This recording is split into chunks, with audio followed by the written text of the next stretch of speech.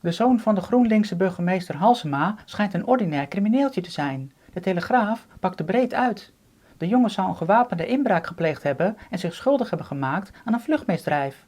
Daarna zal Halsema de politie de opdracht hebben gegeven deze zaak in de doofpot te stoppen. Halsema ontkent en bagatelliseert de misdaad van haar zoon tot puberaal gedrag. Maar links en liegen betekenen vaak hetzelfde.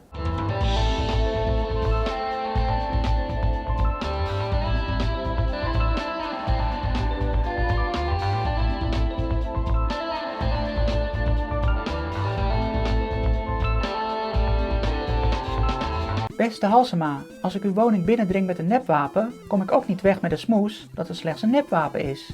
Ook het excuus dat ik slechts uw hypocrisie wilde aantonen, zal niet geaccepteerd worden.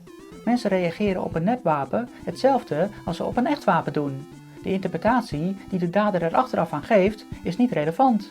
De angst, risico's en schade zijn reëel. Doen alsof dat allemaal niks voorstelt, is dom.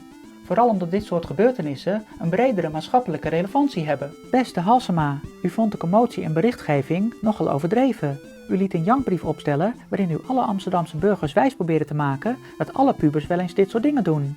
Met veel emotie doet u zich voor als een trotse moeder om zo de aandacht af te leiden van waar het werkelijk om gaat.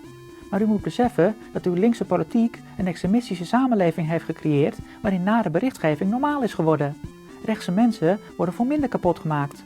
Denk aan al die mensen die bedreigd, vervolgd en gedisqualificeerd worden om een paar woorden. Denk aan al die rechtse politici en bloggers die gedemoniseerd worden doordat ze op een dag vermoord worden. Daar horen we u nooit over. Als u echt zo oprecht bent, dan had u ook kunnen zeggen: ik snap nu eindelijk dat overtrokken berichtgeving en demonisatie onwenselijk is.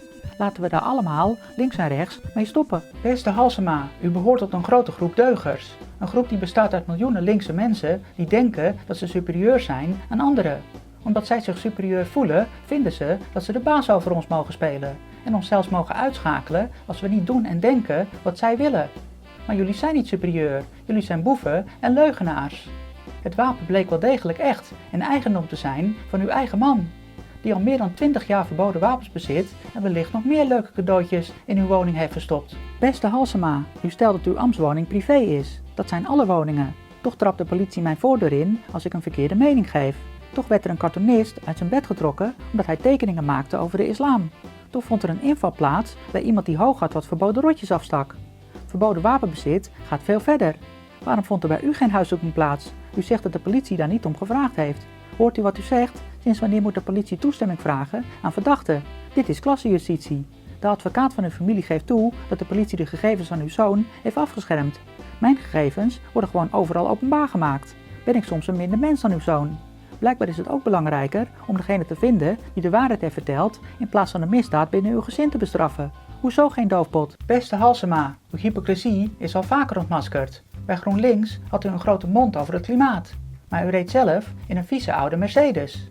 U vindt iedereen die kritiek heeft op de massa-immigratie maar een racist. Maar toen uw zoontje werd lastiggevallen door Marokkanen, verdween u opeens uit de politiek. Geert is rechtvaardig. En nu Amsterdam door uw beleid overspoeld wordt met criminelen, blijken uw zoon en man daarbij te horen. Het is al lang duidelijk dat het u alleen maar gaat om uw imago en gezag, zodat u en uw achterban gewoon kunnen doorgaan met ons land te slopen. Beste Halsema, vanuit uw linkse retoriek en achterban is het heel normaal om fatsoenlijke burgers aan te vallen om pietluttigheden. Zou verboden wapenbezit ontdekt worden bij Wilders of Baudet, dan had links al lang moord en brand geschreeuwd. Natuurlijk begrijpen we echt wel dat uw zaak wordt opgeblazen. Maar omgekeerd snapt u niet dat uw politieke ideologie al tientallen jaren precies hetzelfde doet. Bij de extreem linkse website Joop adviseren ze u om iedereen een dikke fuck you te geven. Scheid aan iedereen. Ik denk eerder aan een wijze les. Wie niet horen wil, moet maar voelen. Ik hoop dat deze zaak u kapot maakt. Ik hoop dat uw zoon en man in de problemen komen en misschien wel de ambtswoning moeten verlaten. Ik wil dat u voelt wat ik en vele anderen al zo lang voelen. Misschien gaat u het dan ooit snappen en daar wordt u echt een beter mens van. Beste Halsema, in Amsterdam lopen er meer ratten rond met een stropdas dan met een staart. Door uw linkse beleid is Amsterdam letterlijk een vuilnisbelt geworden. Criminelen nemen de macht over en toeristen worden weggejaagd. De Marokkanenmaffia heeft de hoofdstad in zijn macht en de politie staat machteloos. Helaas wil deze samenleving liever de kop in het zand steken. Er ontstaat pas ophef over kleine zaken. U kunt het ons niet kwalijk nemen dat we dan het ijzer smeden als het heet is.